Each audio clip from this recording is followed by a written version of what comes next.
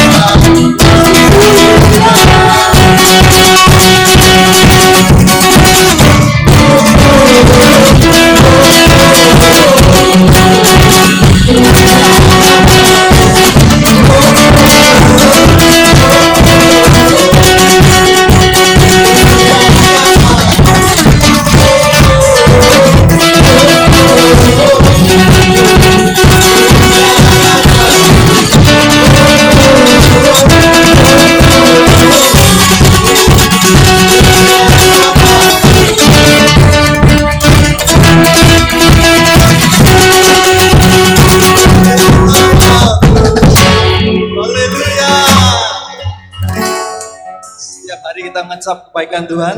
Amin. Yang ngecap kebaikan Tuhan, lambaikan tangan. Haleluya. Bersyukurlah kepada Tuhan bahwa Dia Raja di atas segala raja.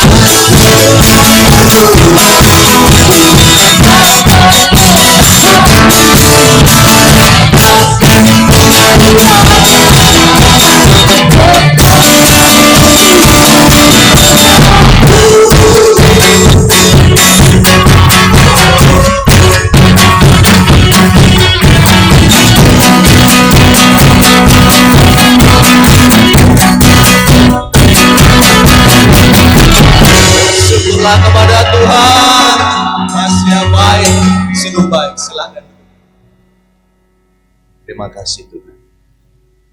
Kami terus merasakan kebaikan di dalam setiap saat, setiap waktu, bahkan setiap detik pun kami merasakan Engkau yang selalu menjadi jaminan kemenangan dalam setiap kehidupan kami. Masalah boleh datang, persoalan boleh ada, Engkau menjanjikan kami lebih dari pemenang Tuhan. Menjadikan kami lebih dari pemenang. Kami datang Tuhan menyembah, memuji, memuliakan Engkau Tuhan. Terima kasih Tuhan.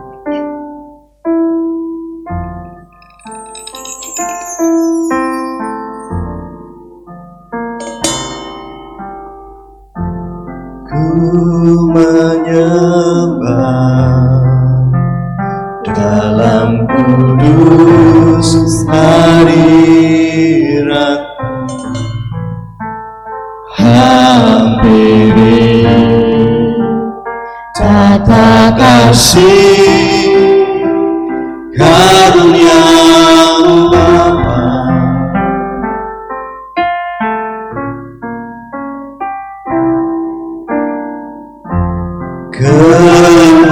Kekuatanku hanya dalam hadirat Yesusku, hanya Kaulah segalanya. Katakan ku menyembah Tuhan.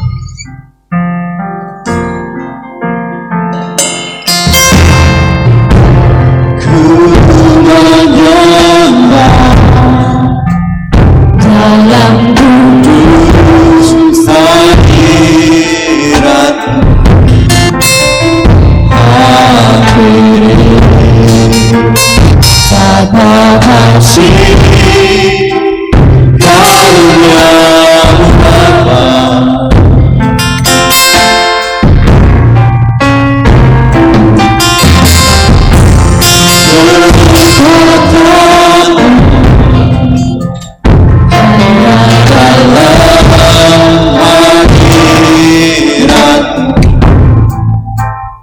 Yesusku, hanya Kaulah segalanya. Dengan iman katakan ku yakin,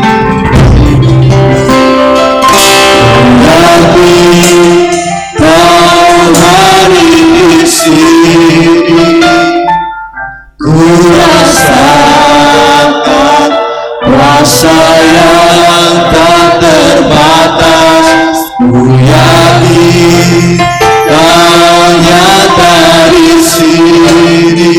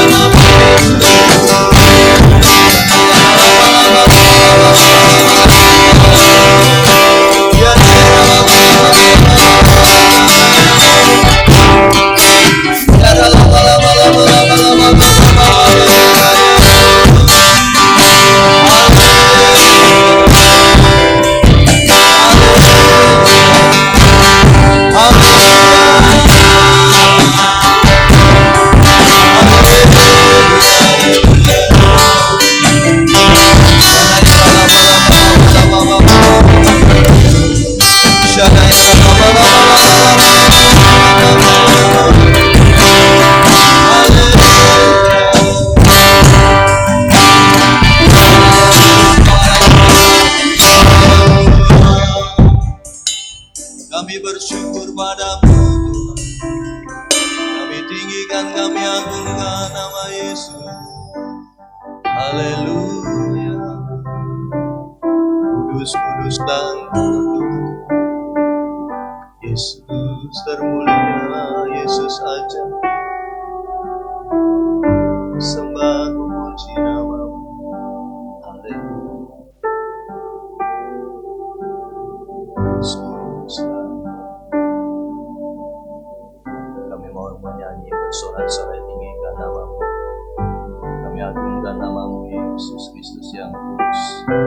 Haleluya. Haleluya. Hosana bagi Rajaku yang duduk di tahta.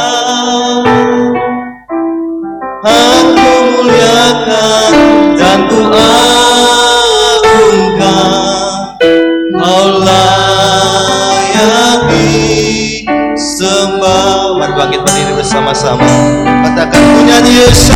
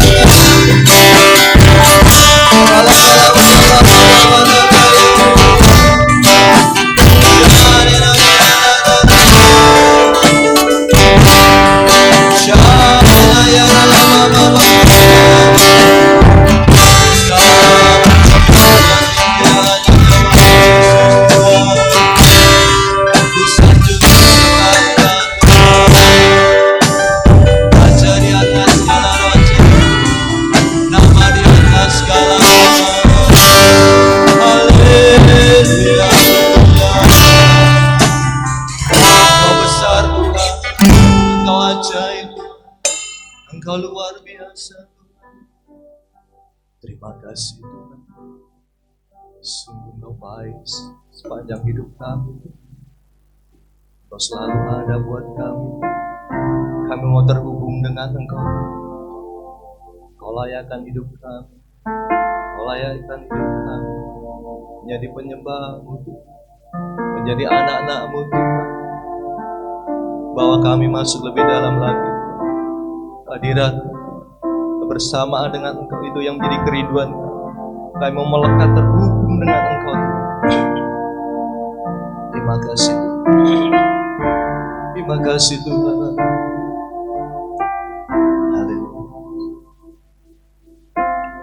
Kasih-Mu menyerahkan seluruh hidupku, mampukan ku melakukan yang Kau inginkan. Tak bisa terlepas, Kau menggenggam tanganku, ingin lebih mengenal pribadi-Mu. Katakan kasih. Kasih-Mu menyerahkan seluruh hidupku, yang mampukan melakukan yang Kau inginkan. Dia menggenggam tangan kita.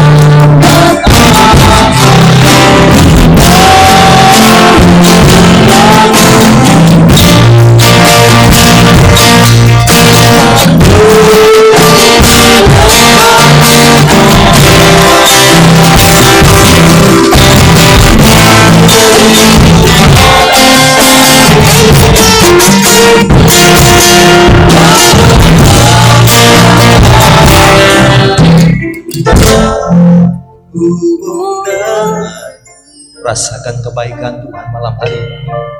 Selalu melekat di hatimu, firman-Mu itulah dasar hidupku yang berdaulat. Jemaat saja katakan, kami mau terus terhubung dalam dekapan kasih-Mu.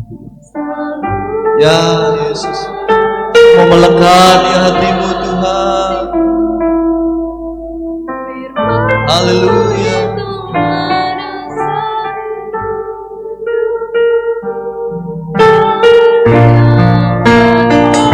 Bersama-sama.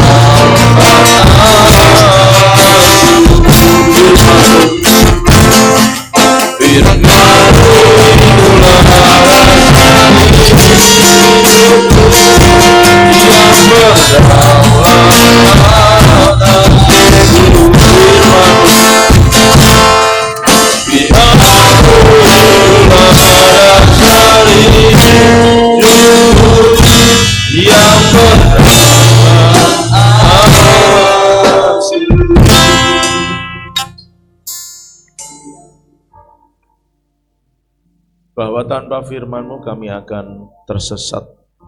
Tanpa petunjuk-petunjuk Tuhan kami menjadi tidak mengerti. Tanpa perintah-perintah Tuhan kami akan menjadi pribadi yang tidak bisa berjalan dalam kehendak Tuhan. Itu sebabnya ajar kami mengerti firman. Buat kami mengerti bahwa kami harus tinggal di dalam firman. Dan firman tinggal di dalam setiap kami. Sehingga kami dapat mengerti dan memahami jalan-jalan Tuhan. Kami mengerti apa yang harus kami kerjakan dan lakukan dalam hidup kami seturut dengan firman dan kehendak-Mu. Sehingga pada akhirnya kami akan benar-benar hidup seturut dengan perintah dan ketetapan Tuhan. Itu sebabnya ya Tuhan, saat sore hari ini Tuhan berbicara kepada setiap kami dan nyatakan isi hati-Mu kepada kami semua ya Tuhan. Buat kami mengerti, menangkap apa yang menjadi pesan Tuhan bagi kami semua. Dan biarlah anugerah kemurahan Tuhan bekerja di dalam kami semua. Terima kasih ya Tuhan, demi nama Tuhan Yesus Kristus, dengan ini kami siap menerima firman Tuhan, dan di dalam nama Yesus kami akan lakukan firman-Mu. Haleluya, kita semua yang siap katakan amin. Silakan duduk Bapak Ibu Saudara kasih Tuhan. Shalom. Puji Tuhan, sebuah anugerah Tuhan yang besar bila kita bisa berkumpul pada kesempatan sore hari ini untuk kita kembali belajar firman Tuhan setelah kita memuji memuliakan nama Tuhan. Baik Bapak Ibu Saudara, masih melanjutkan apa yang menjadi tema kita tahun ini, yaitu menjadi mempelai Kristus. Kita melanjutkan pembelajaran kita dari kitab Wahyu pasal yang kedua. Kita akan membaca ayat yang ke-18 dan 19 terlebih dahulu. 18 dan 19. Dan tuliskanlah kepada malaikat jemaat di Tiatira, inilah firman Anak Allah yang matanya bagaikan nyala api dan kakinya bagaikan tembaga. Aku tahu segala pekerjaanmu, baik kasihmu maupun imanmu, baik pelayananmu maupun ketekunanmu. Aku tahu bahwa pekerjaanmu yang terakhir lebih banyak daripada yang pertama. Nah Bapak Ibu Saudara, Tuhan menyatakan diri kepada jemaat di Tiatira sebagai pribadi yang matanya bagaikan nyala api dan kakinya bagaikan tembaga. Nah Bapak Ibu Saudara, walau ini tidak mengacu kepada apa yang pernah dilihat dalam kitab Daniel atau yang dilihat oleh Daniel mengenai tembaga itu, tetapi bahwa apa yang Tuhan nyatakan itu memberikan kepada kita sebuah gambaran, gitu ya, bahwa Tuhan itu matanya bagaikan nyala api. Tidak ada sesuatu yang dapat bertahan dalam pandangan Tuhan. Tidak ada sesuatu yang tersembunyi di dalam pandangan Tuhan. Jadi itu artinya bahwa setiap orang di mata Tuhan itu bisa saja mengalami banyak perkara karena matanya bagaikan nyala api. Api sifatnya panas, api sifatnya membakar. Tidak pernah api itu sifatnya mendinginkan, tidak pernah api itu sifatnya menyejukkan. Di mana ada api, di situ ada pembakaran. Di mana ada api, di situ ada pemurnian. Ini yang paling penting Bapak Ibu Saudara. Di mana ada api, di situ ada panas. Jadi artinya bahwa kalau mata Tuhan bagaikan nyala api, itu artinya setiap orang di mata Tuhan, tergantung apakah dia pada akhirnya akan menjadikan dirinya sebagai emas yang dimurnikan dalam api, atau dia akan menjadikan dirinya sebagai kayu yang mudah terbakar, atau bahkan yang lebih mudah terbakar lagi adalah jerami yang kering. Bapak Ibu Saudara yang dikasihi Tuhan. Jadi bagaimana kita menempatkan diri sebagai gereja Tuhan di hadapan Tuhan adalah mari jadikan kita sebagai pribadi yang siap dimurnikan. Katakan sama-sama, aku siap dimurnikan. Memang nyala api itu panas, memang nyala api itu membakar, tapi perhatikanlah bahwa setiap logam yang keluar dari api itu dimurnikan. Sehingga ketika orang keluar dari api itu pasti menjadi murni. Maka tempatkanlah diri kita sebagai mempelai Kristus yang siap dimurnikan. Mata Tuhan itu bagaikan nyala api, yang artinya tidak ada yang bisa terlepas dari pandangan Tuhan. Tidak ada yang bisa terlepas dari cahaya penglihatan Tuhan. Semuanya bisa dilihat Tuhan. Oleh sebab itu Bapak Ibu Saudara, marilah kita mulai belajar bahwa masih ada satu pasang mata yang dapat menyaksikan seluruh kehidupan kita, keberadaan kita. Nah, kalau kita tidak siap untuk menjadi yang dimurnikan sebagai katakanlah logam yang dimurnikan, emas yang dimurnikan, maka kita hanya akan menjadi jerami atau kayu yang terbakar di hadapan Tuhan. Artinya Bapak Ibu Saudara, bahwa kalau kita tidak menjaga diri kita, hidup kita sebagai mempelai Kristus, maka pada akhirnya kita pun akan ketinggalan. Nah, bagaikan nyala api dan kakinya bagaikan tembaga. Kenapa bukan dari emas? Bapak Ibu Saudara, tembaga dalam konteks perjanjian lama itu peralatan-peralatan yang digunakan di bagian halaman, kolam pembasuhan atau tempat pembasuhan dalam peta bait suci itu terbuatnya dari tembaga. Emas itu hanya digunakan di dalam ruang lingkup bait suci di dalam, yaitu di ruangan kudus dan di ruangan maha kudus. Nah, tembaga itu sendiri menjadi sebuah penggambaran dari kehidupan yang, kalau itu konteksnya buat manusia ya, kalau konteksnya manusia itu kehidupan yang masih tembaga itu kan masih logam yang mudah lumer gitu ya, mudah hancur dalam panas. Tetapi nah, dua sifat panas dan logam yang gampang cair itu disatukan dalam penggambaran ini, mengandung sebuah makna bahwa sesungguhnya sekalipun mata Tuhan itu bagaikan nyala api, tetapi kakinya tembaga, sesuatu yang memang masih lunak, sesuatu yang memang tidak terlalu keras. Kalau dengan api dia masih mudah mencair dibandingkan dengan logam yang lainnya. Yang artinya bahwa Tuhan sekalipun pribadi yang cukup gas, cukup panas dalam bahasa itu, tetapi dia juga menjadi pribadi yang masih lembut, masih mengerti, masih memahami apa yang dialami dan dirasakan oleh manusia. Jadi di sini menjadi sebuah penghiburan buat setiap kita yang menjadi percaya kepada Tuhan, bahwa Tuhan memang disiplin, tetapi dalam kedisiplinannya Tuhan juga masih memiliki kemurahan hati untuk bisa mengerti dan memahami. Jadi kesimpulannya dari pengertian ini adalah bahwa mari jadikan diri kita sebagai mempelai Kristus itu yang menselaraskan diri dengan apa yang Tuhan inginkan. Dia memang disiplin, tetapi dalam kedisiplinannya dia masih mengerti kondisi dan situasi saudara dan saya. Tetapi janganlah itu digunakan sebagai alasan untuk kita tidak mau berubah, untuk kita tidak mau memperbaiki diri, mendandani diri.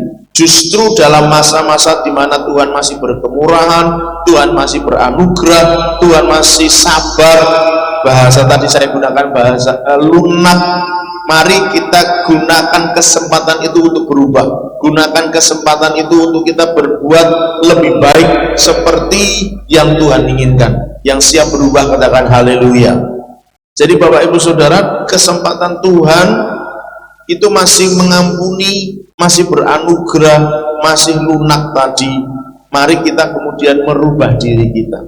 Jangan sampai di titik di mana nanti Tuhan sudah selesai memberikan kesempatan, maka semuanya juga akan berakhir, Bapak Ibu Saudara. Jadi jangan nunggu nanti, sekarang. Nanti itu akan kita bahas lagi di ayat-ayat selanjutnya. Ayat 19. Aku tahu segala pekerjaan. Aku tahu. Pertama, kita belajar bahwa Tuhan itu mengerti. Di bagian ini, yang pertama ini, kita akan diajak untuk memahami kalau Tuhan Maha Tahu, tidak ada yang tersembunyi. Sekecil apapun dosa yang kita sembunyikan, Tuhan tetap mengerti. Cara kerja Tuhan itu tidak memaksa, tetapi mengingatkan. Sekali diingatkan, belum mau bertobat, 2 kali diingatkan. 2 kali diingatkan belum mau bertobat, 3 kali diingatkan. 3 kali diingatkan belum bertobat, dan tidak tahu Tuhan akan menghukum, menghentikan, selesai, atau masih punya kasih karunia selanjutnya. Tapi belajar dari kehidupan bangsa Israel, Tuhan punya kemurahan yang cukup panjang. Tuhan punya kesabaran yang begitu rupa kepada umatnya Israel. Tapi ingat, kita sudah ada di dalam masa anugerah, di mana pengampunan Tuhan begitu luar biasa melimpah. Namun, sekiranya ada orang-orang percaya di masa anugerah ini, dia tetap tidak mau merubah dirinya, Tuhan Maha Tahu. Jadi tidak ada yang bisa disembunyikan. Semua terbuka di hadapan Tuhan. Sekecil apapun dosa yang kita lakukan, Tuhan mengerti, Tuhan mengetahui. Jadi apa yang harus kita lakukan? Ya berubah, Bapak Ibu Saudara yang dikasihi Tuhan, karena Tuhan mengerti. Yang kedua, pengertian aku tahu segala pekerjaanmu itu menjadi sebuah penghiburan, karena Tuhan mengerti, Tuhan tahu, maka kesulitan, kerepotan, kesusahan ataupun sakit yang kita alami, kita rasakan, Dia juga mengerti. Maka kiranya itu menjadikan kita, ayo, Tuhan tahu semua apa yang aku rasakan, maka tetap kuat, terus melangkah, jangan menyerah, terus lakukan yang terbaik buat Tuhan. Karena dalam segala hal yang kita rasakan, Tuhan itu mengerti. Maka Dia akan memberikan apa yang kita perlukan. Dia juga mengerti segala apa yang kita alami, kita lalui. Kita perlu apa, kita butuh apa, Tuhan pasti akan memberikannya kepada kita. Olehnya terus tetap bergairah di dalam Tuhan. Kasih tahu kanan kiri, katakan tetap bergairah di dalam Tuhan. Kenapa? Nek kita pura-pura Tuhan tahu, tetapi misalnya kita kok alami sesuatu yang gak menyenangkan, Tuhan juga tahu. Jadi daripada kita sembunyiin dosa, Tuhan pun pada akhirnya juga tahu, ya mendingan kita lakukan yang terbaik buat Tuhan. Sekalipun untuk melakukan yang terbaik buat Tuhan butuh usaha yang lebih keras, butuh perjuangan yang lebih kuat, butuh mendisiplinkan diri dengan lebih sungguh lagi, dan semuanya itu menjadi sebuah perjuangan yang tidak mudah untuk dilalui. Tetapi dibandingkan kita menyimpan dosa, lebih baik kita, dalam bahasa manusianya mungkin menderita, tapi demi kemuliaan Tuhan. Itu jauh lebih diperhitungkan Tuhan, Bapak Ibu Saudara yang dikasihi Tuhan. Sama-sama misalnya dosa itu kan kalau buat daging memang menyenangkan, tapi di hadapan Tuhan kan tidak enak. Lalu dengan kita melakukan apa yang baik di hadapan Tuhan, dagingnya memang tidak enak, tetapi itu menyenangkan hati Tuhan. Dan dalam penderitaan itu pun Tuhan mengerti.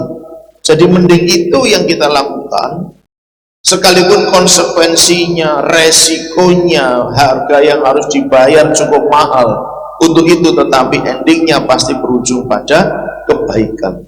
Daripada simpan dosa, endingnya pasti kita akan merasakan kematian yang kekal. Jadi Bapak Ibu Saudara, Tuhan itu tahu, Tuhan itu mengerti. Nah, Tuhan tahu dalam konteks jemaat Tiatira, Tuhan itu mengerti. Aku tahu segala pekerjaanmu, baik kasihmu maupun imanmu, pelayananmu, ketekunanmu. Kasihmu itu dalam bahasa aslinya dipakai kata agape. Jadi artinya bahwa jemaat Tiatira ini itu memiliki kasih agape, memiliki kasih yang tidak menuntut balas, memiliki kasih yang rela berkorban, memiliki kasih sekalipun tidak dianggap, sekalipun dikhianati, sekalipun dilupakan, sekalipun di ghosting istilahnya anak muda, tetap bisa mengasihi. Bukan kasih yang sebaliknya, kasih yang jikalau kamu mengasihi aku mengasihi engkau. Jikalau engkau membenci aku tidak mengasihi. Jikalau, tapi sekalipun, walaupun, itu kasih agape yang sesungguhnya. Tuhan dikhianati oleh umatnya berapa ribu tahun, saudara bisa membayangkannya. Sejak mereka dipanggil menjadi bangsa dari Yakub, mereka dipanggil menjadi sebuah bangsa, sampai setidaknya dalam catatan Alkitab itu sampai kitab Maleakhi, itu nabi terakhir yang diutus oleh Tuhan untuk berbicara kepada orang Israel. Itu ribuan tahun, Bapak Ibu Saudara. Berapa kali Tuhan itu dikhianati, disakiti, itu bahasa manusianya gitu kan, karena dengan penyembahan berhala mereka melakukan dosa dan lain sebagainya. Berapa kali mereka menyakiti hati Tuhan, berapa kali sebenarnya Tuhan mengingatkan mereka melalui para nabi, melalui para hakim. Tuhan mengingatkan mereka, tetapi ternyata mereka masih berkutat pada dosa. Sampai akhirnya 400 tahun Tuhan tidak berbicara lagi. Setelah Nabi Maleakhi terakhir diutus Tuhan untuk berbicara, 400 tahun Tuhan tidak berbicara lagi. Ya. Lalu akhirnya Tuhan berinisiatif. Sesungguhnya inisiatif itu tidak datang kemudian, sudah direncanakan sejak awal. Ingat pada saat Tuhan mengutuk ular pada masa Adam dan Hawa, keturunan perempuan ini akan meremukkan tumitnya. Itu sudah dinubuatkan sejak bumi dijadikan, sejak manusia pertama diciptakan. Tuhan sudah menubuatkan itu, kehadiran Yesus. Jadi sekalipun setelah Maleakhi ada masa 400 tahun Tuhan tidak berbicara, lalu kemudian kisah Yesus mulai muncul di masa perjanjian baru, itu tidak berarti bahwa Tuhan atau Yesus muncul setelah peristiwa-peristiwa. Tidak, itu sudah direncanakan sejak awal. Jadi betapa Tuhan itu maha tahu tadi, itu menegaskan, meneguhkan kita semua. Tuhan mengerti itu ribuan tahun ke depan. Jadi tidak usah khawatir, Bapak Ibu Saudara ini kasih Tuhan. Kasih tahu kanan kiri, rasa khawatir. Kamu tahu tidak bahasa rasa khawatir? Iya, orang tidak usah khawatir, Bapak Ibu Saudara yang kasih Tuhan. Kenapa? Tuhan itu mengerti sudah ribuan tahun yang akan datang. Kalau itu dianggap ribuan, kalau itu dianggap jutaan, kita memang tidak tahu pasti itu kapan. Cuma peta zaman menganggapnya itu sebagai ribuan tahun. Bapak Ibu Saudara yang dikasihi Tuhan, Tuhan mengerti itu.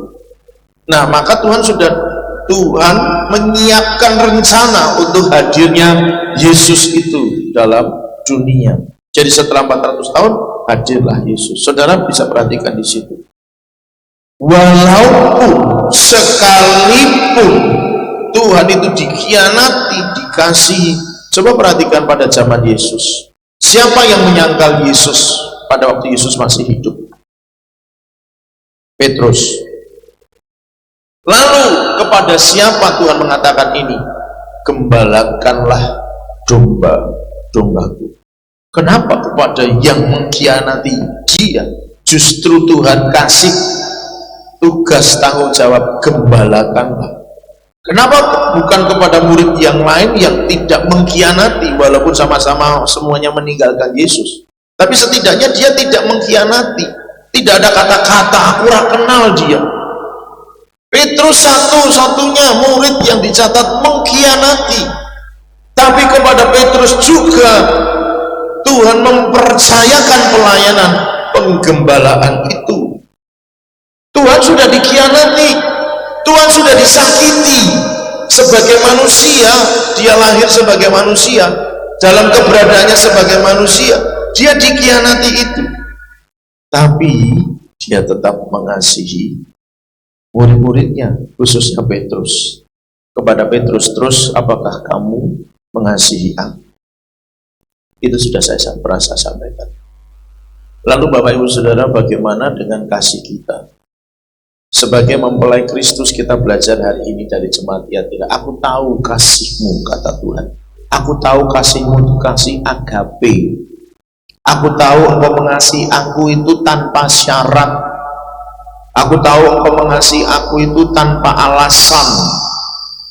Aku tahu Engkau mengasihi aku itu tanpa ada permintaan dan yang lainnya. Mari sebagai gereja yang mempersiapkan diri menjadi mempelai Kristus, mari tingkatkan kadar kasih kita, kalau saya boleh pakai istilah itu, atau gunakanlah, karena itu sebenarnya pilihan. Kasih itu pilihan. Agape, storge, filio itu pilihan. Mau pakai kasih yang mana, bukan yang ini lebih rendah daripada yang lain, tidak, itu pilihan.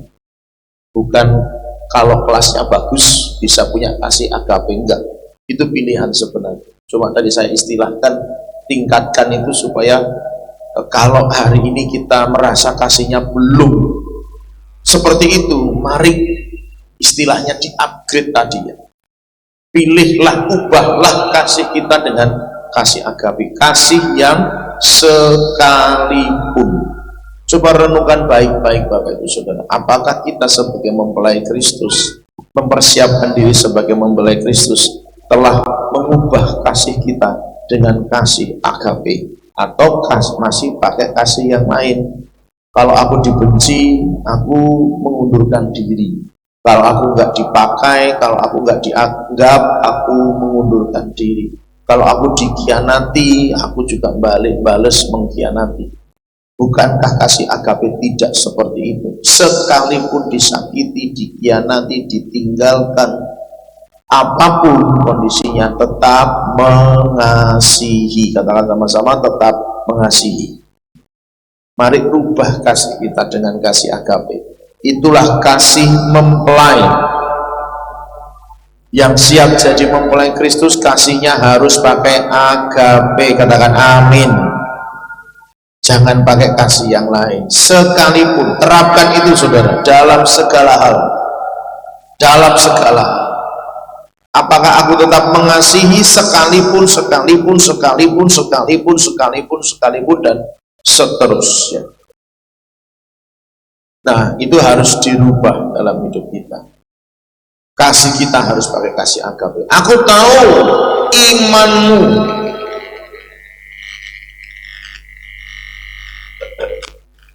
Paham saudara? Aku tahu imanmu. Iman ini sama yang dipakai di dalam Ibrani 11 ayat 1 ya. Iman adalah dasar dan seterusnya.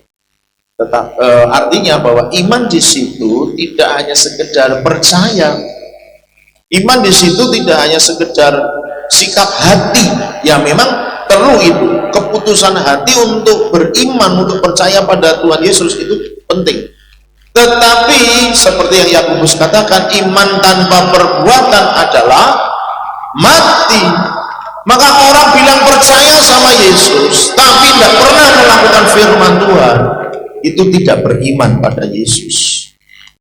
Iman pada Yesus tapi ragu, khawatir terhadap seluruh kehidupannya, itu tidak beriman pada Yesus.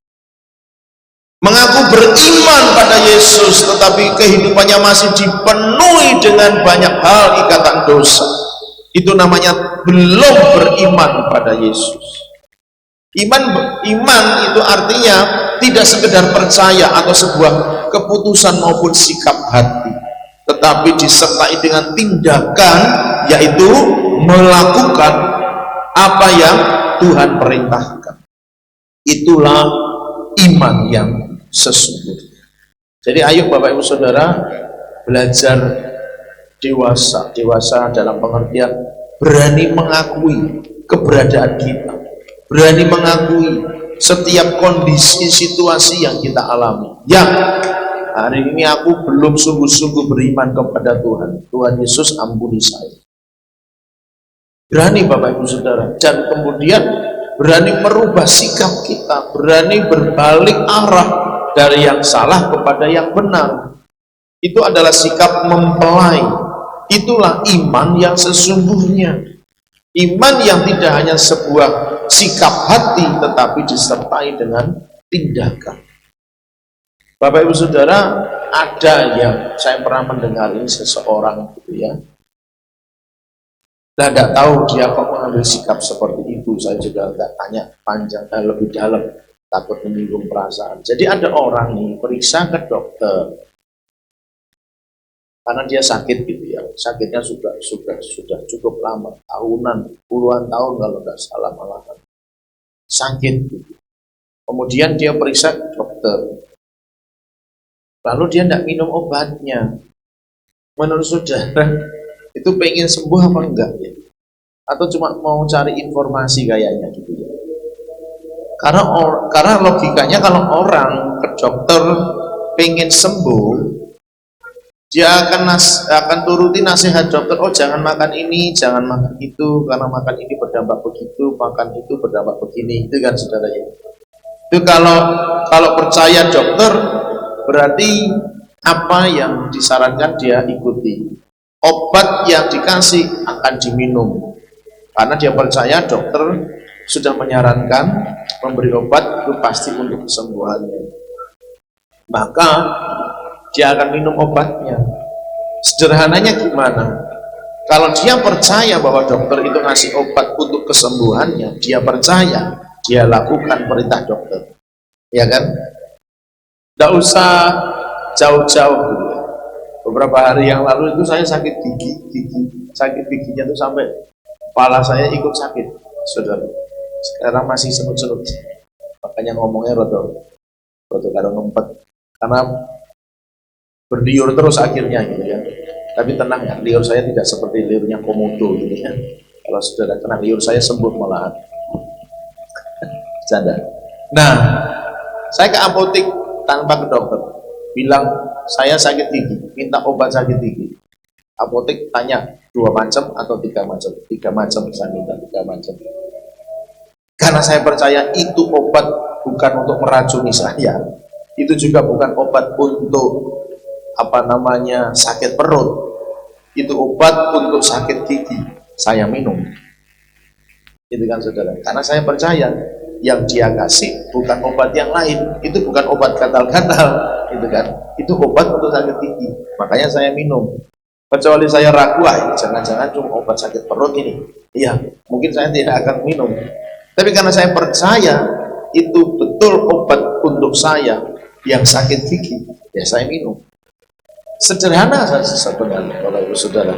Anda percaya dokter, Anda percaya apotek, Anda percaya bahwa obat itu bisa menolong Anda untuk menyembuhkan, meringankan sakit yang Anda rasakan, Anda pasti akan minum. Sederhana saja. Anda percaya bahwa motor yang Anda tumpangi itu tidak akan menjerumuskan Anda ke dalam jurang, Anda naikin. Kecuali Anda nggak percaya, wah ini motor nanti di tengah jalan pasti meledak, ya saudara pasti akan naik motor itu kan. Tapi Anda percaya bahwa motor itu baik-baik saja akan membawa Anda sampai ke gereja, Anda naikin motor itu. Karena Anda percaya. Sederhananya begitu, Bapak Ibu Saudara. Kalau percaya itu melakukan. Kasih tahu kanan kiri, katakan melakukan. Amin. Percaya pada Tuhan tidak hanya sekedar sebuah sikap hati. Yes, aku percaya. Tapi ternyata nggak ada yang dilakukan. Maka Bapak Ibu Saudara, namanya percaya itu melakukan. Nah, kata percaya disitulah yang uji oleh Tuhan. Aku tahu percayamu, aku tahu imanmu. Tidak hanya sekedar sebuah sikap hati dan keputusan hati tanpa reaksi, tanpa aksi, tapi itu sebuah keputusan hati yang menunjukkan, yang ditunjukkan dengan berbagai-bagai macam sikap kehidupan di hadapan Tuhan. Mari sebagai mempelai Kristus yang mempersiapkan diri untuk kedatangannya, menyambut kedatangannya yang kali kedua, mari tingkatkan iman kita. Ubah cara kita beriman kepada Tuhan. Tidak hanya sekedar jadi percaya, maafkan sekali lagi, atau tidak tahu berapa kali lagi. Tapi untuk kesekian kalinya saya tegaskan, kekristenan bukan soal agama, maafkan. Kekristenan itu soal percaya, gaya hidup. Sebuah sikap yang ditunjukkan sebagai murid Kristus, sebuah hidup yang ditunjukkan kepada dunia bahwa aku adalah meneladani Yesus, sebuah gaya hidup bahwa aku adalah terang dunia, aku adalah garam dunia, sehingga dunia akan memuliakan Kristus melalui kehidupanku. Itu Kristen. Jadi Kristen bukan soal KTP-nya. Percuma punya KTP Kristen, hidupnya tidak Kristen.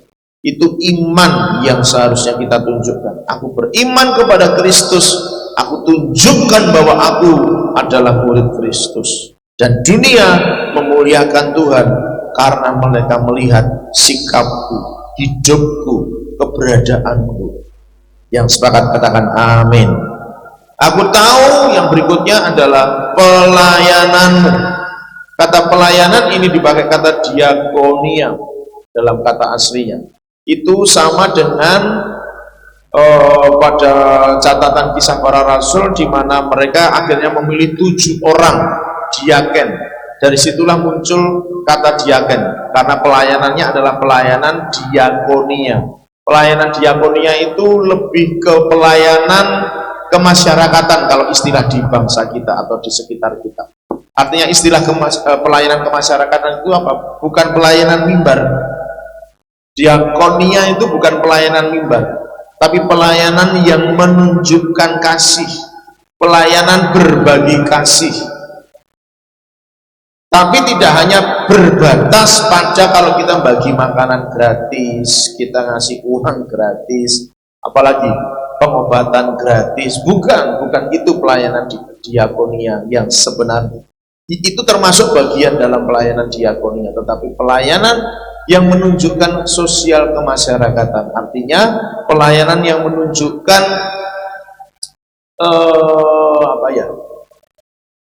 kebutuhan, menjawab kebutuhan hidup dari orang-orang yang ada di sekitarnya. Ya, yang misalnya butuh kesehatan dilayani kesehatan, butuh istilahnya makanan dilayani makanannya dan lain sebagainya. Dalam konteks Kisah Para Rasul, kenapa ditunjuk 7 diaken itu karena janda-janda dan yatim piatu terabaikan pelayanannya.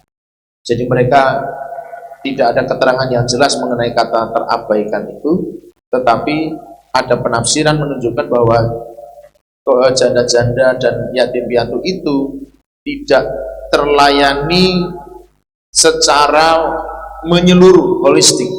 Mungkin secara rohani mereka terlayani, tetapi secara fisik mereka agak terabaikan. Maksudnya mungkin ada yang kekurangan makan, mungkin ada yang tidak punya tempat tinggal, atau kondisi tempat tinggalnya tidak nyaman dan lain sebagainya.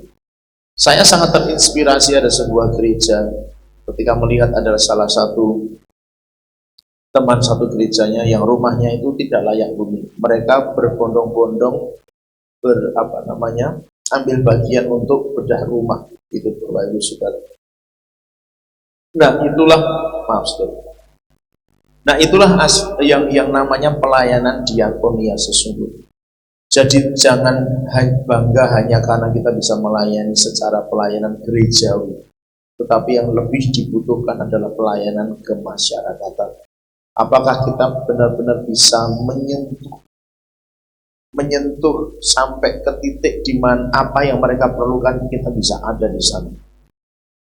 Dulu, tapi orangnya sudah almarhum. Ada tetangga kami itu nggak tahu, saya nggak mau mengorek kehidupannya, tetapi ini saja yang terjadi, bahwa setiap pagi dia datang ke rumah kami. Ya bahasanya sih pengen cerita gitu. Dia perempuan, maka dia ketemu dengan ibu gembala, cerita, tapi itu hampir setiap pagi cerita. Tapi selalu ditanya, sudah sarapan belum? Belum, ya udah sarapan. Ya sekarang sudah tidak ada.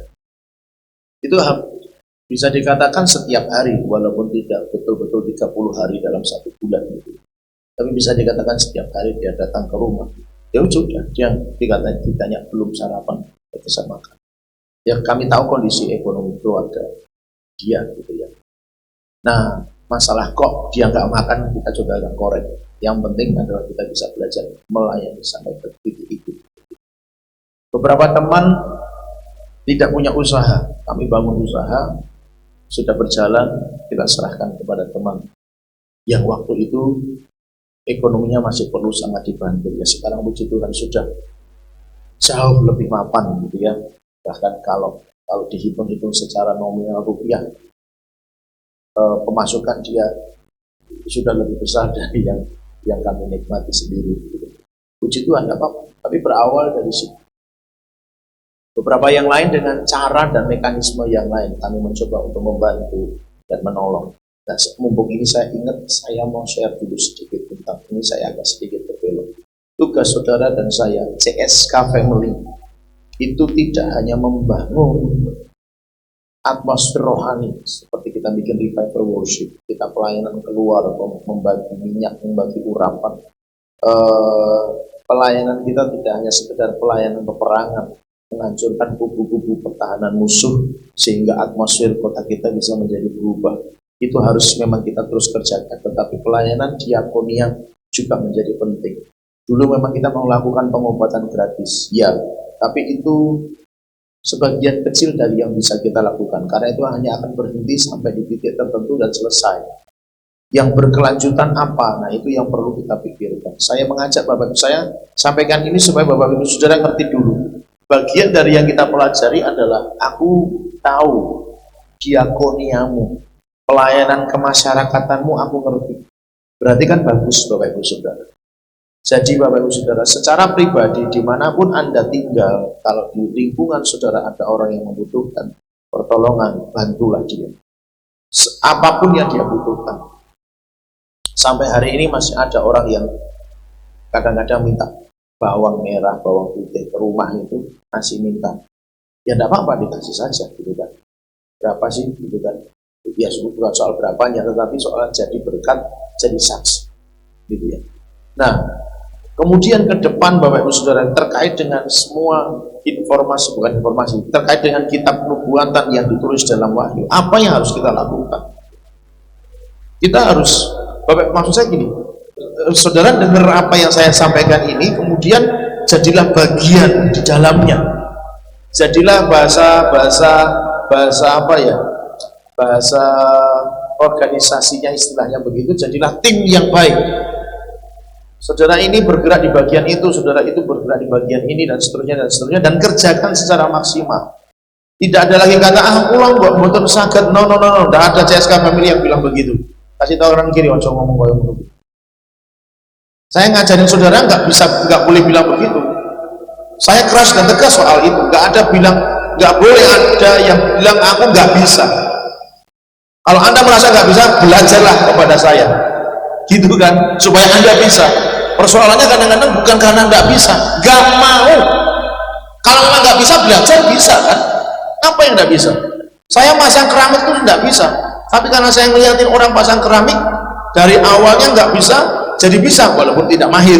Loh, bedakan juga kata bisa dan mahir. Jangan dianggap saya jadi tukang pasang keramik. Wah, pasang keramik Pak Gembala tuh bagus tuh. Besok pesan rumah saya dipasang keramik sama Pak Gembala. Pasti hasilnya diurap itu ada. Bukan begitu maksudnya. Saya dulu nggak ngerti caranya servis kendaraan yang model dulu ya, yang mesinnya itu masih pakai platina dan segala macam. Ya hasil awalnya memang malah jadi nggak bisa jalan, saudara.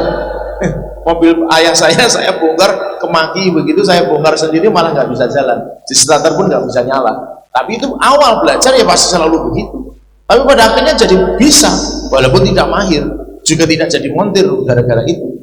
Tapi belajar, karena belajar pasti bisa. Jadi buat CSK Family tidak ada kata aku tidak bisa, katakan amin. Tinggal mau belajar, mau diajar, mau dilatih atau tidak.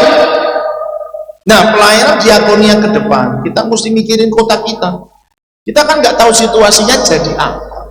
Kita nggak akan pernah mengerti situasinya itu seperti apa. Tapi sejak awal saya sudah ngomong. Sejak awal kita sudah ngomong. Kita perlu mengadopsi bahasanya itu kota kita. Maka semua kita harus terlibat dalam semua hal yang nanti dibutuhkan, apapun itu. Dan tolonglah bisa kerja sama sabu dengan yang lainnya. Nek sijilan aku mau alah wis marake buter. Pendetone ngono kuwi. Kasih tawaran kiri ojo marake buter Pak Pendeta. Niku dikongkon, bukan dikongkon, dimintai tolong. Si A, tolong hubungi si B ya. Orang hubungi saudara. Marake judek ya. Bagaimana mau bergerak buat kota gitu loh saudara. Please. Anak-anak muda, ayo kreatiflah diri kalian gitu. Ojo gur nontonin TikTok, Instagram, karo Facebook, Twitter apa mana? Maaf ya bahasa saya mungkin agak keras. Kedol utakmu nek ngono terus. Serius.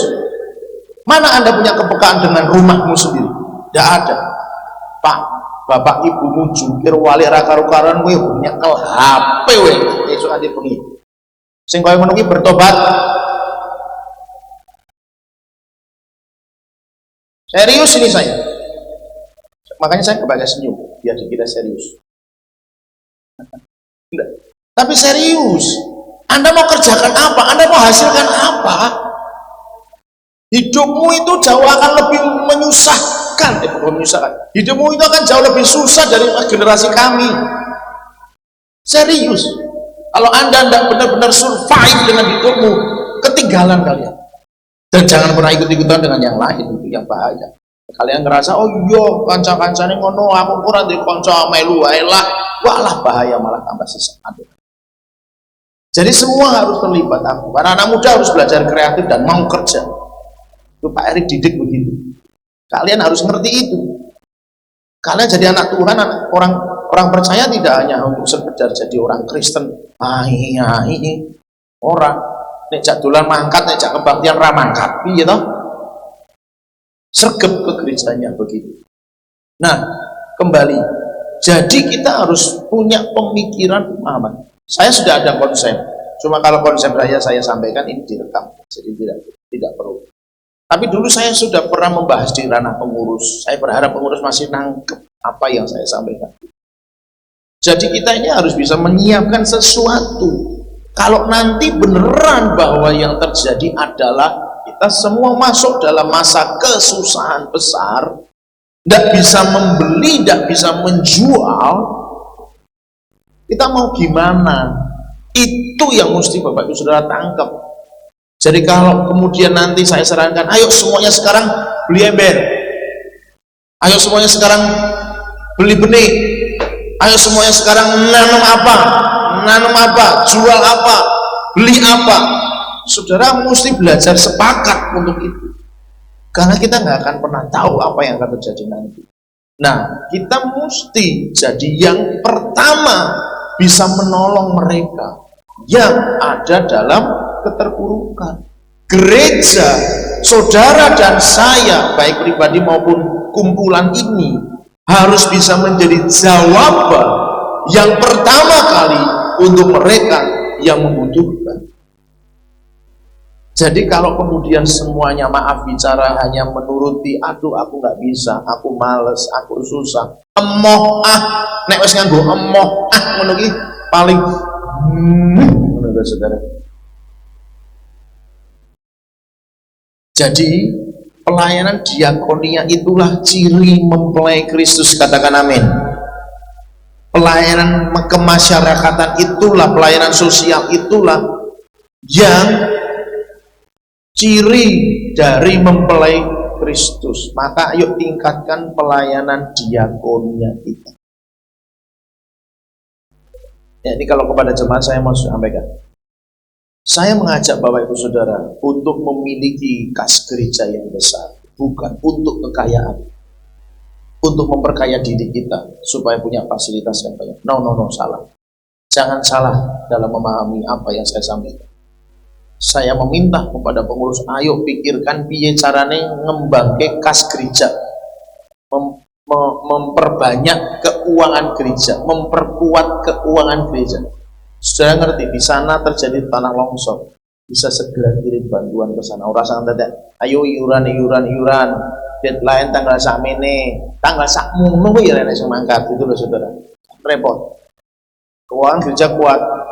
Di kapan hari di mana itu yang longsor itu hujan deras yang barusan terjadi longsor, butuh bantuan. Itu bisa langsung kirim bantuan ke sana. Itu pelayanan diakonia. Ya bukan sekedar kepada masyarakat luar, kemudian teman-teman kita sendiri mungkin tidak terbalik. Ya tidak, semuanya harus tercover.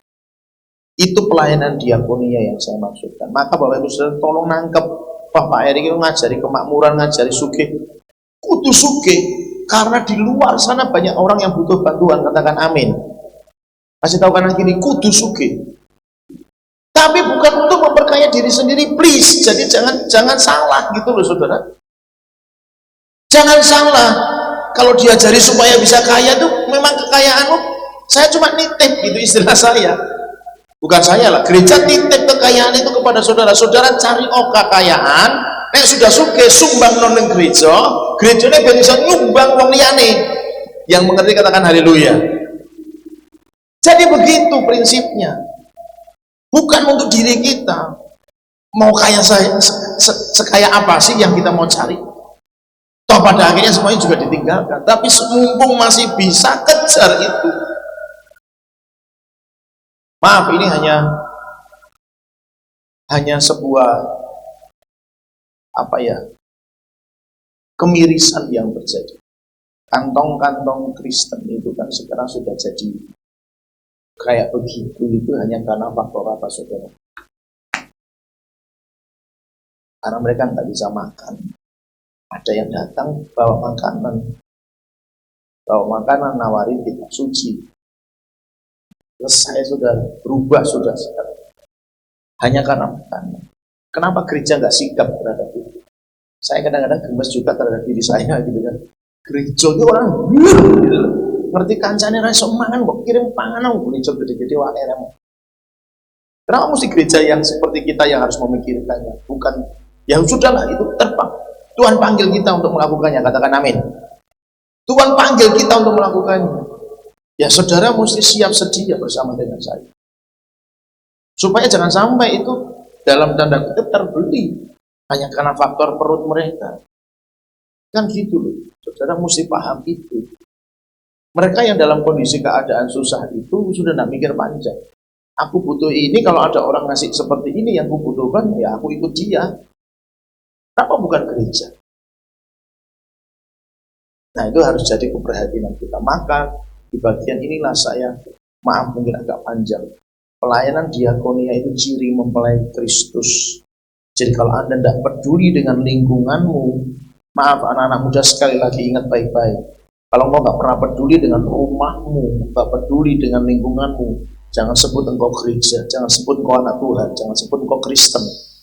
Karena mempelai Kristus cirinya adalah punya pelayanan sosial yang kuat. Katakan haleluya.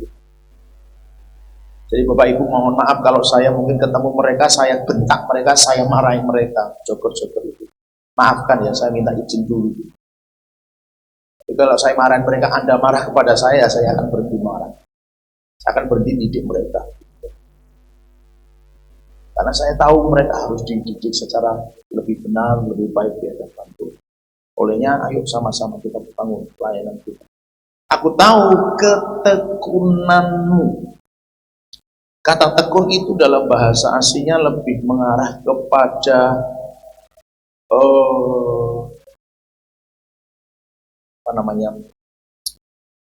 kepada perasaan yang senang secara panjang. Gimana saya menerjemahkannya? Kesenangan yang panjang atau kesenangan yang lama itu tekun. Apakah sebuah peristiwa dalam hidup itu selalu menyenangkan? Tidak. Tapi kalau Tuhan mengatakan, aku tahu ketekunanmu, bahwa berarti mereka itu bisa menerima semua situasi, kondisi keadaan itu dengan senang, dengan bahagia, sekalipun mungkin memang air mata adanya, tetapi mereka bisa menerimanya dengan sukacita, bukan keluh kesah, maksudnya begitu, bukan sungut-sungut. Allah piye to iki urip kok koyo ngene gitu kan, saudara. Enggak, selalu bersukacita. Makanya anak-anak muda kalau tidak ada sinyal, tidak ada kuota, tidak ada pulsa, tidak usah marah. Loh, ramin ini ya. Anak-anak muda kalau tidak ada kuota, tidak ada pulsa, tidak usah marah. Terima semuanya dengan sukacita. Alah belai Pak, gitu ya saudara. Ngerti bahasa belai gitu. Apa namanya, ngerok itu saudara, merontokkan hati orang tuanya, ayo belikan pulsa cepat gitu ya, kecuali tugas sekolah oke lah. Tapi sekarang siapa yang masih terima tugas sekolah lewat HP di rumah? Tidak ada kan, semuanya sudah dikerjakan di sekolah kan. Jadi kalau di rumah HP itu buat apa? Ya saudara ngerti lah jawabannya. Itu pulang sekolah nyetel HP itu orang metu nanti esok makan sudah tidak ingat, bukan tidak ingat sih, cuma nggak kepingin ada rasa makan dan lain sebagainya. Maafkan, itu sebenarnya sebuah sistem metabolisme tubuhmu yang sudah dikacaukan dengan radiasi HP. Bukan kamu nggak selera makan, bukan kamu nggak ada gairah makan, bukan kamu nggak ngerasa nggak lapar, tapi sistem metabolisme tubuhmu yang harusnya lapar itu sudah dikacaukan oleh karena radiasi gadget yang kamu pegang. Pahamilah itu. Otakmu, tubuhmu itu masih memberi sinyal engkau butuh makanan, engkau lapar. Tapi itu termanipulasi oleh karena saraf otakmu tidak mengirimkan sinyal lapar karena itu terpapar dengan radiasi HP-mu. Apalagi kalau tontonanmu itu mengasyikkan bagimu, otakmu itu akan mengirim sinyal seneng terus. Tapi itu seneng yang berlebihan, bukan digila loh ya. Itu senang yang berlebihan. Maka itu akan merusak sistem sarafmu. Beberapa penelitian menunjukkan bahwa orang yang terlalu banyak pegang HP dan semua melumpuhkan sistem saraf, dalam pengertian melumpuhkan itu gitu. Gampang capek, gampang emosi, kemudian struktur tulangnya juga jadi berubah karena dia tidak punya gerak, ototnya jadi lemes. Ayo anak muda yang bisa angkat speaker ini siapa? Satu orang. Siapa yang nggak jamin ada yang bisa. Kalau bapak-bapak kamu sudah tua, jangan disuruh-suruh. Anak-anak muda lah. Dari mana dulu ada speaker kotak besar di situ. Siapa yang bisa angkat satu orang, angkat satu speaker? Itu orang kuat abot, bukan orang kuat abot. Mungkin sarafmu sudah dilemahkan, ototmu dilemahkan. Atau yang ketiga karena effortmu lemah juga. Semangatmu dijatuhkan karena paparan-paparan radiasi HP itu. Penelitian di Amerika pernah diberikan. Ada semacam penelitian, seminggu tidak pegang HP. Mereka diajari ini dan itu, ini dan itu, ini dan itu, segala macam. Di Cina juga pernah dilakukan, di Jepang juga pernah dilakukan. Itu dalam rangka penelitian aja sebenarnya. Tapi manfaatnya luar biasa. Anak itu jadi berprestasi, jadi kreatif. Anak Tuhan nggak berprestasi, nggak kreatif, bukan berarti terus kemudian sekolah terus, les terus, nanti orang-orang teko kebaktian, orang teko persekutuan gitu kan saudara, ya juga yang tidak begitu maksudnya. Jadi ya. Jadi terimalah, kalau engkau menerima semua situasi kondisi, kalau kita semua menerima situasi kondisi itu sebagai bagian dari proses, akan ada sukacita walaupun itu tidak bentuk senyum ya. Karena kalau pas mengeluarkan air mata sambil senyum kayaknya juga nggak bisa gitu kan. Sedang bergumul sama Tuhan, nangis sama Tuhan, terus kemudian di tengah-tengah dia nangis dia bisa ketawa, itu kayaknya juga nggak mungkin. Tapi maksud saya Sukacita itu jangan diasumsikan sebagai senyum atau tertawa, tetapi bisa menerima semua situasi itu dengan bersyukur. Itu namanya tekun, Bapak Ibu Saudara. Nah, dalam bahasa tekun itu sendiri, saudara bisa dapat sesuatu kan. Orang yang namanya tekun itu kan ada kesetiaannya kan. Tekun melakukan sesuatu itu namanya dia terus ada di itu, dikerjakan dengan sungguh-sungguh terus menerus sepanjang waktu. Itu namanya orang tekun.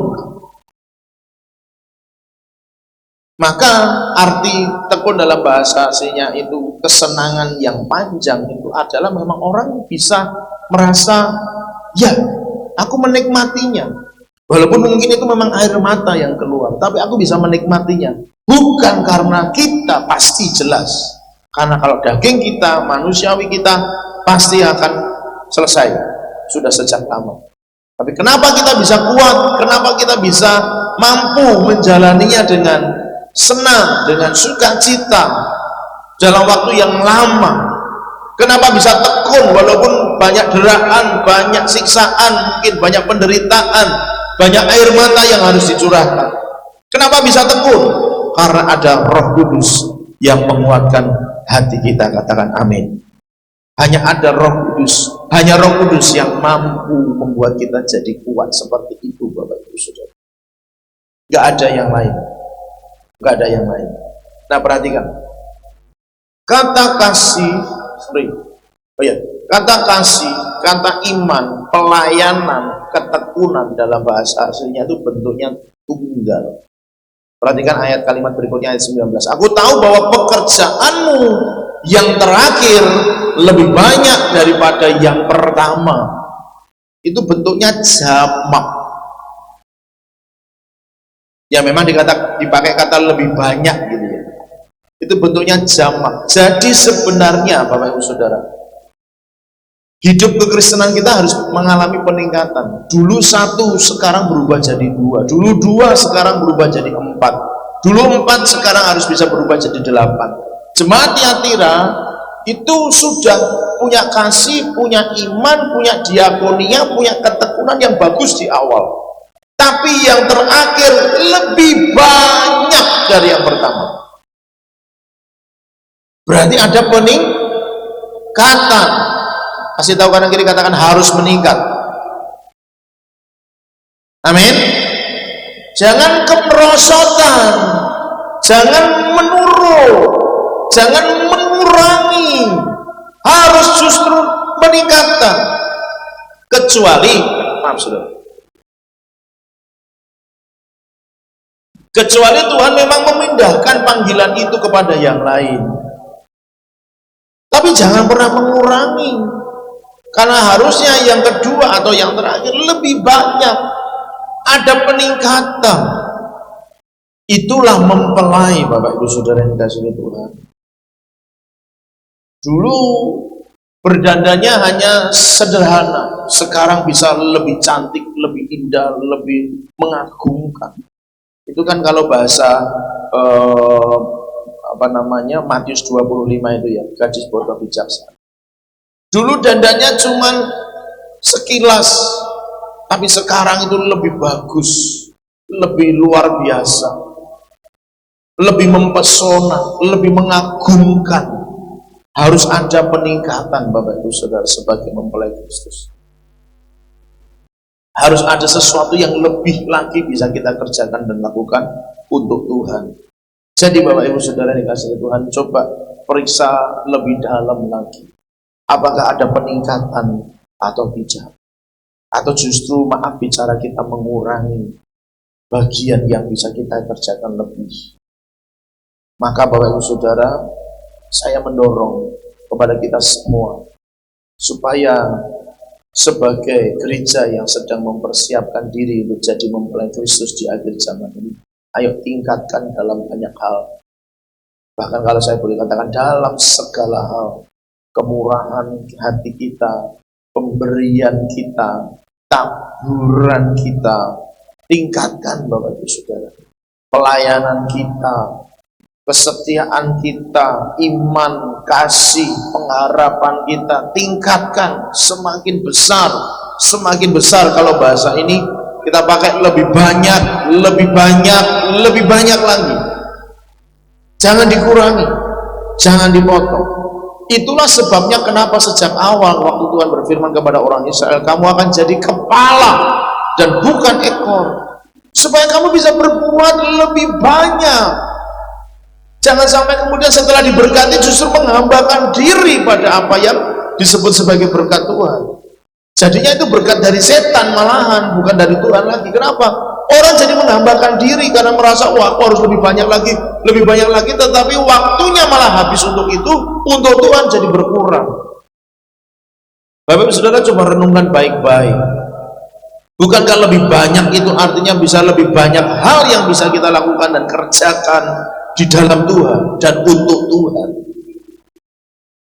Kalau pada akhirnya ini terbatas, itu terbatas, ini terbatas, itu terbatas, ya belum, berarti belum ada pertambahan, belum ada kemaksimalan, kalau mungkin saya boleh sebutkan begitu. Jadi Bapak Ibu Saudara, ayo tambah banyak, tambah banyak, tambah banyak. Jam doa kita, jam baca Alkitab kita, pasal demi pasal yang kita baca lebih banyak, dan seterusnya dan sebagainya. Jadi Bapak Ibu Saudara, saya harapkan kita mengerti ini, kita nangkep ini semua. Dan semuanya itu saya sampaikan karena saya mengasihi saudara. Saya mengasihi kita semua. Saya tidak ingin ada dari kita yang pada akhirnya pada masa pengangkatan nanti jadi tertinggal. Kita harus mengejar itu, Bapak Ibu Saudara. Karena di titik itu orang pasti masuk surga. Tapi kalau orang yang tertinggal itu belum tentu masuk surga.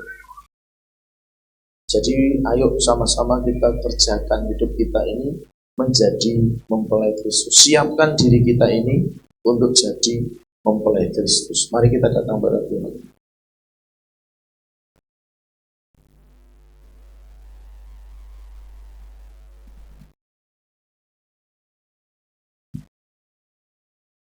Sama-sama mari kita renungkan firman Tuhan.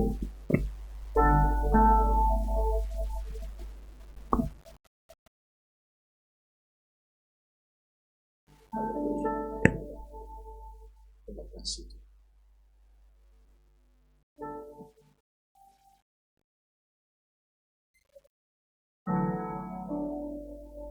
Kaulah segala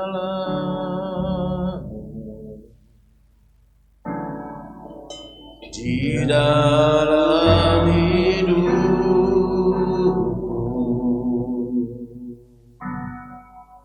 kerajaanmu,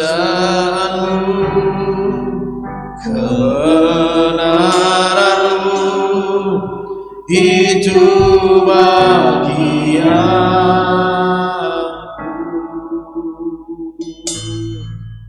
Kaulah yang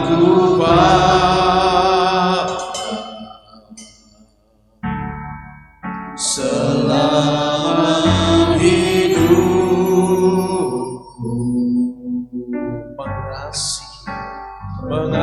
mengasihimu, memuliakan Bapa dan Raja. Mari nyatakan dengan sungguh, kaulah segalanya, kaulah segala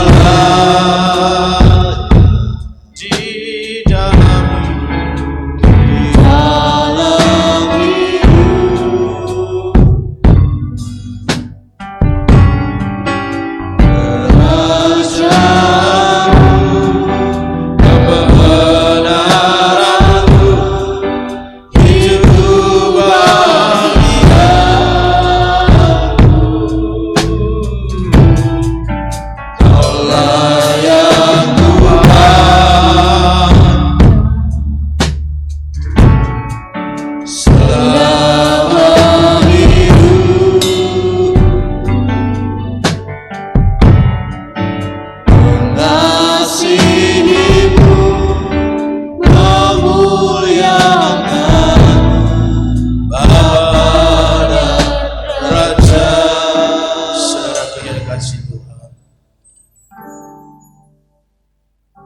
ketika kebenaran itu disampaikan, kata firman Tuhan itu pasti ada duka cita yang terjadi. Ketika hajaran itu diberikan, itu ada duka cita, karena kadang-kadang kita tidak siap dengan didikan yang keras, dengan ajaran yang keras. Tetapi itu sesungguhnya mendidik dan membawa kita lebih maju. Firman Tuhan, ajaran itu diberikan memang akan menimbulkan air mata. Tetapi jika seseorang yang menerima itu mengerti bahwa ini adalah demi kebaikan, itu akan menghasilkan sebuah sukacita di masa yang akan datang. Saya berharap Bapak Ibu Saudara mengerti bahwa kita nggak bisa hidup dengan keinginan kita sendiri lagi. Sudah terlalu lama dan terlalu banyak keinginan-keinginan kita yang kita jalankan dan bukan keinginan Tuhan. Sudah terlalu sering kita melakukan apa yang kita rasa itu menguntungkan kita, dibandingkan kita merasa rugi tapi demi kebenaran dan demi Kristus. Olehnya Bapak Ibu Saudara, tidak ada cara lain hanya dengan kita hidup dipenuhi Roh Kudus, maka kita akan bisa melakukan semua kehendak Tuhan dalam hidup kita. Saudara yang menyadari bahwa aku perlu Tuhan untuk memberi kekuatan kepadaku, silahkan bangkit berdiri dengan sungguh-sungguh di hadapan Tuhan, dengan membuka hati di hadapan Tuhan bersama-sama. Mari nyatakan, Kaulah segala di dalam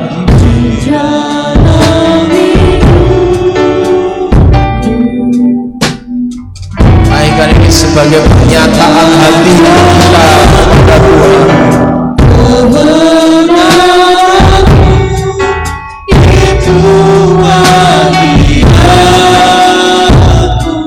Kaulah yang ku benar,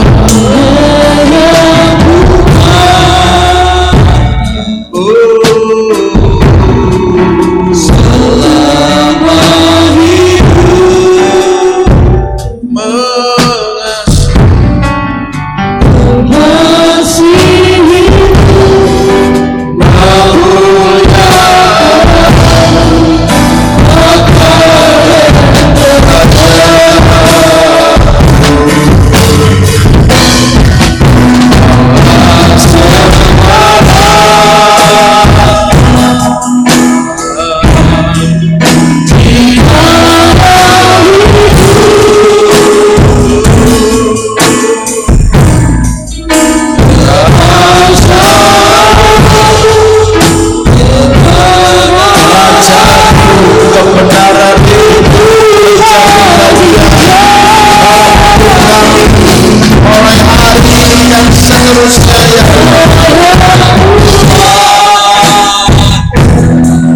dan mata ketiganya akan memandang kepadamu saja. Engkau berpaling kepada yang lain ya Tuhan, kepadamu saja Tuhan, kepadamu saja Tuhan,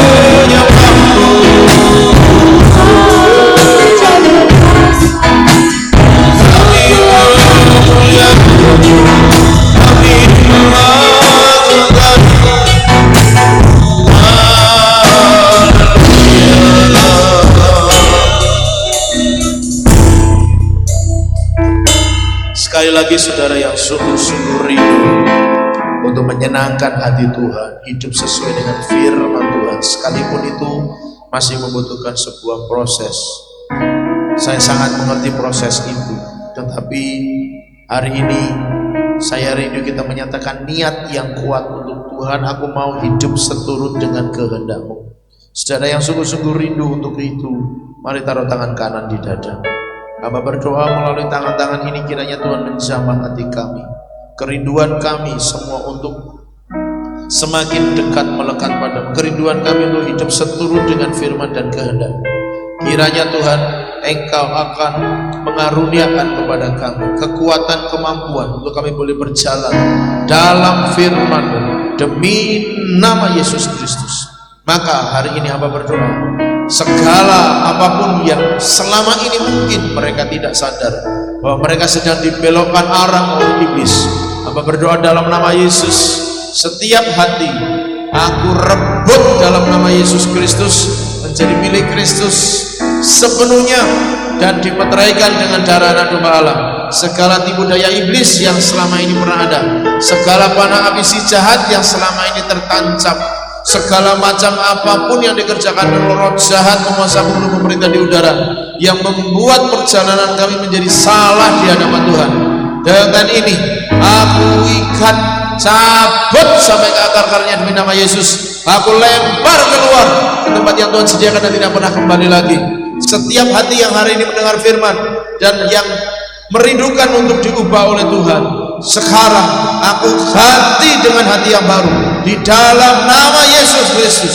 Hati yang penuh syukur, hati yang penuh sukacita, hati yang baru yang mengasihi Tuhan, hati yang tekun, hati yang beriman dengan sungguh-sungguh kepada Tuhan di dalam nama Yesus Kristus. Semua pemikiran-pemikiran yang salah aku ganti dalam nama Yesus dengan pemikiran yang baru dari Kristus.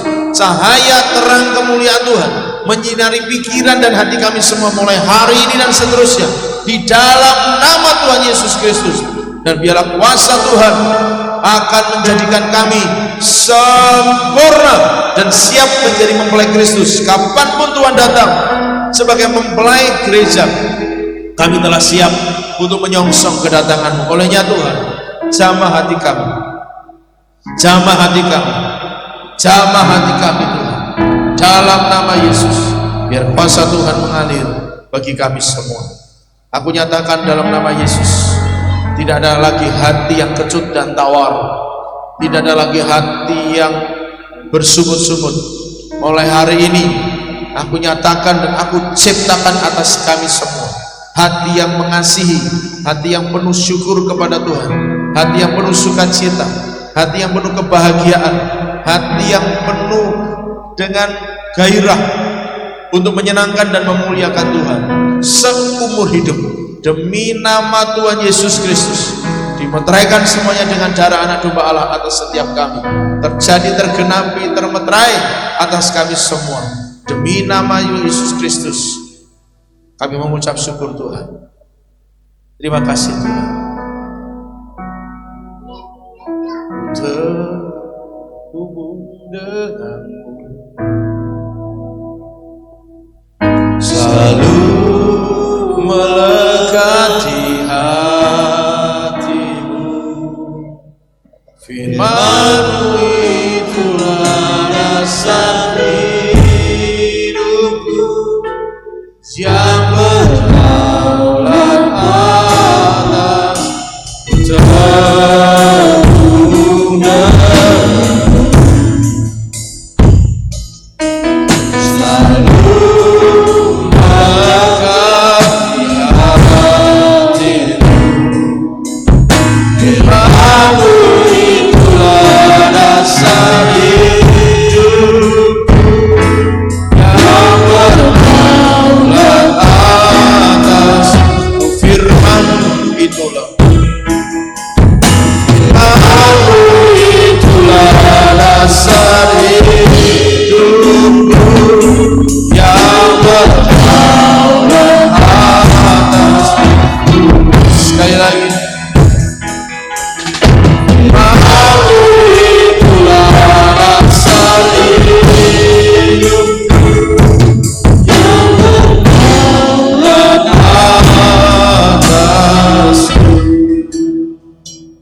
Kami menerimanya dengan iman kami demi nama Tuhan Yesus Kristus. Amin. Amin.